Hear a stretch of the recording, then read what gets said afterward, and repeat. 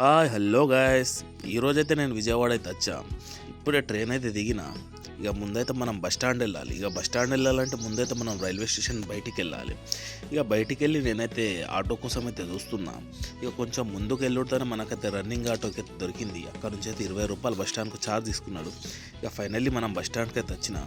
ఇక మచిలీపట్నం బస్ కోసం అయితే చూస్తున్నా. టికెట్ అయితే తీసుకున్నా. ఇక్కడ కూడా ఆడవాళ్ళకైతే ఫ్రీ ఉంది, కానీ ఎక్స్ప్రెస్లు ఫ్రీ లేవు. ఆర్డినరీ మాత్రమే ఫ్రీ ఉంది. ఇప్పుడైతే నేనైతే ఎక్స్ప్రెస్ ఎక్కిన సీదా నాన్ స్టాప్ మచిలీపట్నం. అది ఎక్కడ ఆగదు, ఇక డైరెక్ట్ మచిలీపట్నం. ఇక ఇక్కడ నుంచే టికెట్ తీసుకొని నేనైతే మచిలీపట్నం బస్ అయితే ఎక్కిన. బస్ అయితే వచ్చింది. బస్సులో పబ్లిక్ అయితే ఎవరు లేరు. ఒక 10-15 మంది అయినాక అయితే ఇక్కడ నుంచి అయితే బస్ అయితే స్టార్ట్ అయింది. ఇక స్టార్ట్ అయినాక మేమైతే బయలుదేరుతున్నాము. ఇప్పుడైతే మనం విజయవాడ బస్ స్టాండ్ నుంచి అయితే బయలుదేరాం. ఇక్కడ నుంచి అయితే ఒక 60 కిలోమీటర్లు వెళ్తే మచిలీపట్నం. ఇప్పుడైతే మనం మచిలీపట్నం అయితే వచ్చేసాం. ఇదైతే మచిలీపట్నం బస్ స్టాండ్. మనం ఇప్పుడు నేను వీడికి ఎందుకు వచ్చా, ఏంటిది, దేనికోసం వచ్చా, ఏం పని మీద వచ్చా అనేది మీకు నెక్స్ట్ వీడియోలో చూస్తాం.